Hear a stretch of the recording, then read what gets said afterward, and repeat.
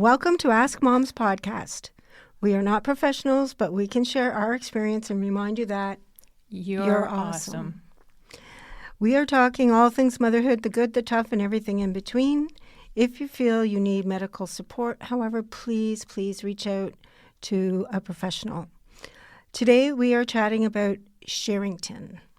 Basically, where is the line when talking about our kids online or sharing? Kim found this UNICEF article entitled UNICEF for Every Child, written by Stacy Steinberg. Mm-hmm. Yeah. And she's a mother, law professor. And as always, we'll share our thoughts. But today, we will use Stacy's article as a resource, including some of her tips. By the way, we are all learning as we go. Oh, absolutely. Right? Yeah. So every family, culture, and comfort level is going to be different. Mm-hmm. So hopefully this episode can help you determine where your online safety line is. That's right. Yeah. When to share and when not to share. So sharenting is actually a kind of recent term. It was coined in 2010. We are the first generation of parents to raise kids alongside social media. And sharenting is when parents share a large amount of personal information, photos, updates about their kids, what's going on social media. Okay, so I'm going to impress you now. Okay, impress me. I did a little homework too. So did you know that the term sharenting is accredited to Stephen Leckart, who is a Wall Street Journal writer? Well done. When parents are sharenting, or grandparents or friends, aunts and uncles, everybody, it's because of parental pride. So we understand you're not doing it maliciously. You're doing it because you want to share with everybody because you're happy. Proud of them. Exactly. Yeah, you're proud of your kids. It should be raising some concerns about child privacy and safety. Yeah. When we're out there sharing things about our kids online and not involving the kids in the decision, we are also teaching them that it's okay for people to post things about them that they have no choice or they don't have to give consent in return. They also are learning that they don't have to get consent and they can publish, post whatever they want about anybody else without asking too, right?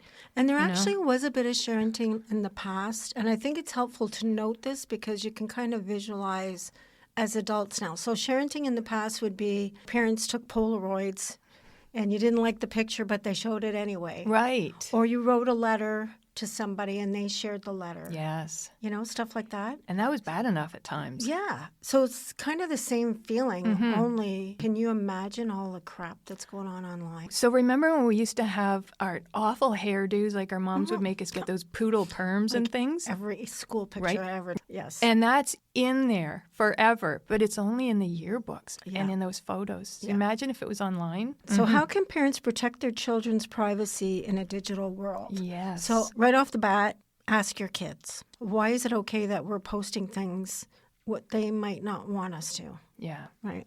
So sometimes our mindset as parents is that we kind of own their space. And up to a certain age, we kind of do. Infants, toddlers, early years. So when does the transition start? So that's something you need to determine at home because children are also different. No one size fits all. Yeah. So think about that. Yeah. And I try to visualize how I would feel if my parents were to share personal information online, like pictures and stories. So maybe that's a good place for a parent to start. Would you want that if you were them? That's you right. know? Yeah. Adults might think they're cute and funny, but kids might not. And it also can set them up for humiliation with their peers, right? Yes. Oh, and there's a lot of creeps out there. Yes.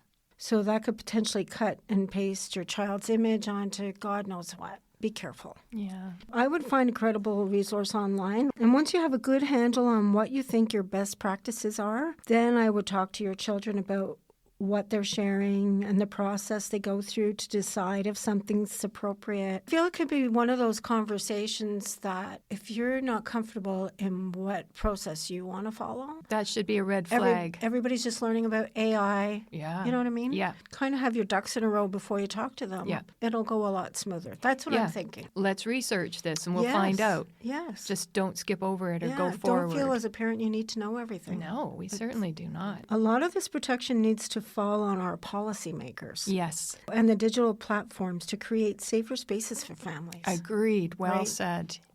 Anyway, so that was kind of my 2 cents, Kim, on that. No, I think that was well said. Thank you. So now how, as parents, can we go about asking others not to post pictures of their children That's the or our extended- children? So this can be awkward, and it's a very new type of request. Start early, like before your kids are even born. Talk to your family and friends to say, hey, this is how we feel. We do not want anything posted online. So please respect our wishes. I agree because that's proactive. Exactly. And not reactive. Yeah, and be clear. Don't act apologetic, like, No. sorry that you can't, Yeah. I don't want you to do this. No, No. this is It's your kid. It's a scary world out. I'm going to be really careful about what I put out there That's for right. my kids. And explain that. You've got concerns about the privacy and safety and the loss of control over the photos of your kids once they're put out there. Yeah. And with AI advancing all the time, the photos shared online can be easily manipulated and deep faked, creating digital footprints that can live forever without you or your kids even knowing about it.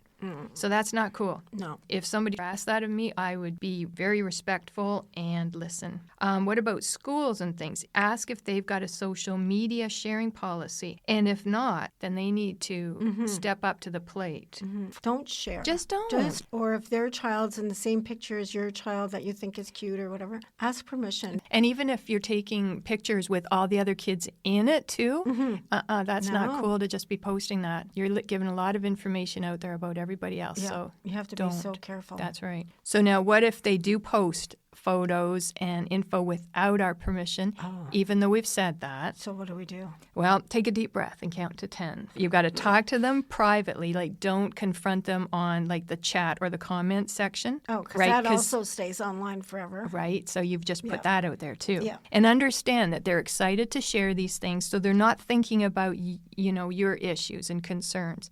So do remind them that you've asked them. Request they remove the photos immediately, and then if you have to, tell them again your reasons why and what led you to making this decision. And if they apologize and remove them, that's cool, and thank them for respecting your wishes. But make sure going forward that they understand, So what if they don't? Oh, my goodness. So, see, Yeah. you need to research some of this Yeah. stuff. There's always help. Don't give up. Okay, so what's important for parents and caregivers to know when thinking about sharing content about their children online? So, we kind of covered quite a bit of it, but Yeah. I'll just mention them. Misuse of data and safety risks, huge. Identity theft. And it's not only for the little children of today. They have data banks. They keep this information. They know your routines. How creepy. It's creepy, yeah. Online exploitation and safety, that's kind of what we were talking about. They can take images. They can be saved, altered, even to create explicit, deep, fake content using AI and circulated on illicit website.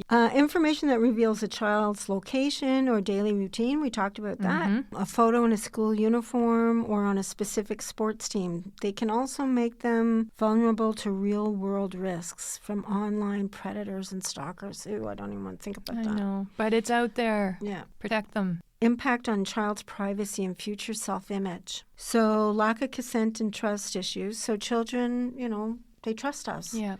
And if they don't want a picture on and you put it on anyway, especially as they reach adolescence, often express disapproval of their parents posting pictures, I right? guess so. Yeah, they're embarrassed. Yeah. And their friends are looking at it, and make fun of them. Or, like it's a whole new way to bully people. And that's a big deal. It is a big deal. It could cause psychological harm and cyberbullying. So Yeah. we talked about the bullying. Yep. The psychological is that they just are continually told Yep. that they're not good enough. Yeah. They look stupid. Being compared. Being compared. So please don't do that. Don't do that. And the fact that we still remember incidents when we were kids of our parents doing things. Huge. So obviously this is a real legit thing.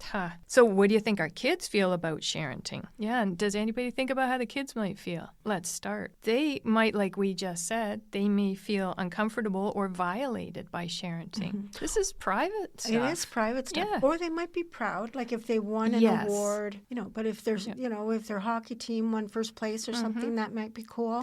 But if he fell on his butt and whatever. Somebody took a picture Yeah. instead of helping them up. Yeah, not so cool. No, not so cool. why the kids are feeling uncomfortable is because their images and stories are shared without their consent. Not cool. This leads to issues with their privacy. Like you said, their self-esteem, their sense of autonomy as they grow older. We all need and like our privacy. We value our individual images. How can parents and caregivers safely share photos and videos of their children? Here's a question. Yes, good question. You can never be 100% safe.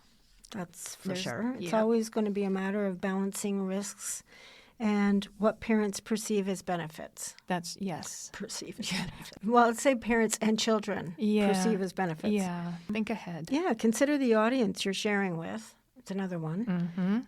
Privacy settings on your social media profiles. Yeah. And that is a thing, people. You can go in and restrict who sees your posts, et cetera, et cetera. Yeah. That's valuable info to know. Yeah, maybe before you use Facebook or TikTok or Instagram or whatever you're going to use. WhatsApp. Have a good understanding. I mean, you can just go online and Google it. Risks, benefits, what you should look for, how to keep your kids safe. Yeah, and if they don't, then that's a bit of a red flag. And also, how well do you know the people? That too. You know, like even on hockey teams and stuff, like how well do you really know all the parents? And so I would definitely do research online. You can start with AI, but of course you always have to fact check. Just know what you're getting into before you do. Kind of what I'm thinking. Yeah, knowledge. And the other thing is stay current because everything changes online. Probably daily. Like IT, AI, apps even. They're always, we're going to refresh this app or update your app. So you might have lost all kinds of security things you had checked off. Exactly. So what does the update do? Yeah, very good. So especially when it comes to how to protect your kids. Yeah. And yourself. Yeah, but the little ones especially too because they've got no... We love kids. Okay, yeah, well said. If you're feeling a little bit anxious about what might pop up when someone searches your child's name, don't worry, we got you. Taking control of your online presence is totally doable and quicker than you might even imagine. So take that deep breath again. Most parents don't overshare because they're trying to be malicious. They're just doing this because they innocently don't appreciate the importance of their child's digital footprint. According to Pew Research, 77% of adults have searched for themselves online, and about 50% were not happy with what they found, right? Yikes. So, first things first, start by searching yourself like a teenager would. Find out what's out there and be thorough. Check your name, all that kind of stuff. Like your full name. And where you come from, anything that would help find you. Right. And then a pro tip is using an incognito window when doing this so your results aren't personalized. So it's not coming from your Gmail account or something, you're just online looking through the window. Okay. So you want to be somebody else, incognito, somebody else searching, this is what they would find. Okay. And take the time to look through the first 2 to 3 pages, and that's what most people will see, and most people only go through the 2 to 3 pages. Okay. So then, second, clean up your accounts you still control. So good news is if you can log in, you can clean it up. Start there. So delete outdated photos, videos, posts from Facebook, Twitter, Reddit, Instagram, wherever. Remove or update bio sections. Switch all your profiles to private mode and deactivate or delete accounts you don't even use anymore. And untag yourself from old content by removing tags or usernames. So most platforms do offer tools to make this process easier. Like you were saying, Facebook, they let you limit who can see older posts with just one click. Wow. I know. I didn't know. No, me either. And Instagram has an archive tool that hides posts without deleting them. So as the parent or legal guardian, you can request Google to remove an image, a video, or a text from Google search results. And they've got a form online that you just have to fill out. And you report the image you wish to be removed and make sure you select imagery of an individual currently under the age of 18 from the I want to remove section. And include information like the image URL of any images you want to remove. Then click the submit button to send the request and Google will review it. Maybe they will contact you for more information, but once it's approved, Google will notify you that they've done that Although note that while the content won't appear in search results, it remains on the internet. There's ways. And a simple but effective tip, too, is set your full name as private on all platforms. Don't use, your full name. Have that private. So use a nickname or just your first name for anything that the public can see. Don't put your whole name. Okay. Tackle the content that you don't control.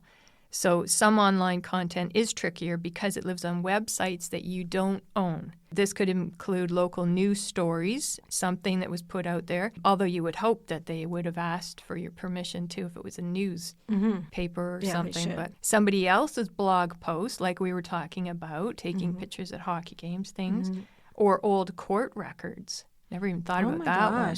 So don't lose hope. You still have the options. Reach out directly to the website owner and politely request removal. Explain your situation, too, that just this is what you're doing. Google's got a content removal tool that helps with outdated personal details, misleading search results. They've got all kinds of things. Revenge posts or impersonation, and that's a thing. Revenge posts. Yes. Like, who would have thought? I'd never heard of any of these things. No. Revenge. And like we were saying, images shared without our permission. Yeah. So you can request Google content removal by submitting the URLs and explaining why the content should be removed or hidden. So I wonder if they just go into the Google toolbar or your search bar on your computer and you type in Google removal tools. Yeah. Something like that. And then take it from there. Hopefully it's pretty easy. And then, last but not least, bury what you can't delete. So if there's stuff that you just cannot, despite your best efforts, you won't be able to remove some content. Maybe you can. So if that happens, your next best strategy is to push it down in the search results. So Google, for example, prioritizes the newer, more relevant content. So that's what comes up when you do a search. So create fresh content that you want people to see, and then that'll go in front. And so you're pushing down the other stuff. And this strategy is called suppression, and it really works. Oh. So the old stuff gets pushed down. This is really good information, Kim. It Thank really you for is. pulling this up. Yep, my pleasure. Suppression. That's the thing. So go over that again. So you would just so every time that you Google something or you look up something and then you do a search, it comes up. So what is coming up in the Google? Like, walk me through that. Okay, so Google search. say you wanted to search your name, Kim, and then all this stuff came up, and you're like, ooh, I want that not to be there. Okay. So if you can't get rid of any of it through these different avenues you've tried, and it's there, then you want to suppress it by pushing it down, down, down. So post other things so it goes in front of it because the newest stuff comes up first. So other things that have your name attached to it? Yes, yeah. Okay, not just generally other things, because if people Google you, it'll come up. So and you said people generally just look at the first 2 pages. 2 to 3 pages. 2 to 3 pages. Yeah. Okay. So you gotta push it down, suppress it, hide it. That's really helpful. I know it really is. Okay. Yeah. So healthy sharing guidelines. So ask moms. Like check in with your mom. Yeah. Right? Yeah. Or check in with your kids. Yeah. Before posting, ask things to yourself like, is this kind? Yeah. Is it necessary? Yeah. Like, do I really want to post this? Is it safe? And especially, is this my story to tell? Very nice. Right? Yes. If it's something that it's about somebody else's child or about whoever, if it's not about you, is it really your story to tell? Right. It's really none of your business otherwise. No. But if they allow you to, fine. Yeah, but ask the question. That's right. Healthy alternatives would be share less detail.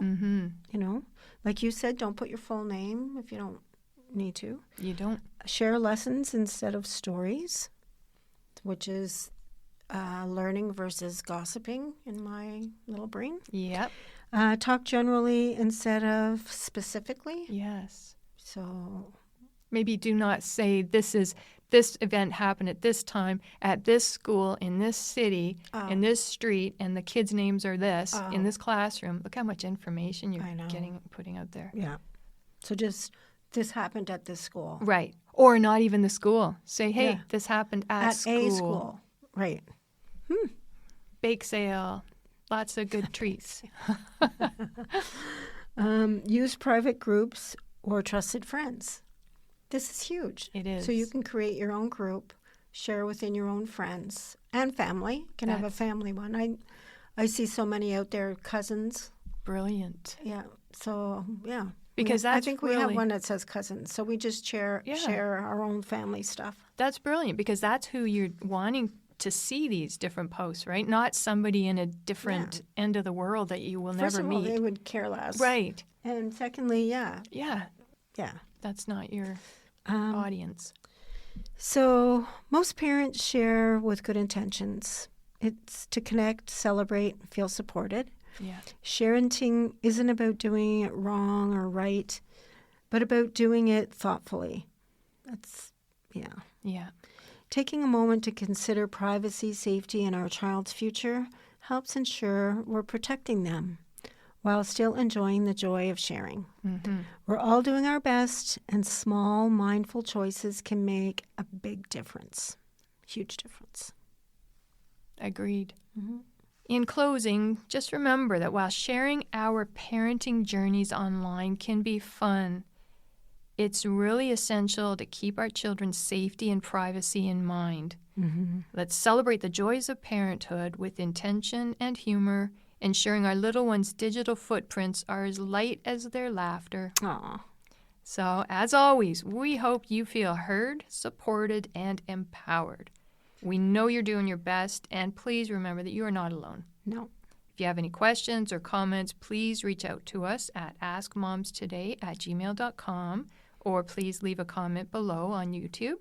Or you can listen to us on Hunters Bay Radio, 88.7 FM on the dial, or at www.muskokaradio.com. Remember, as we said, you're not alone. You've got this.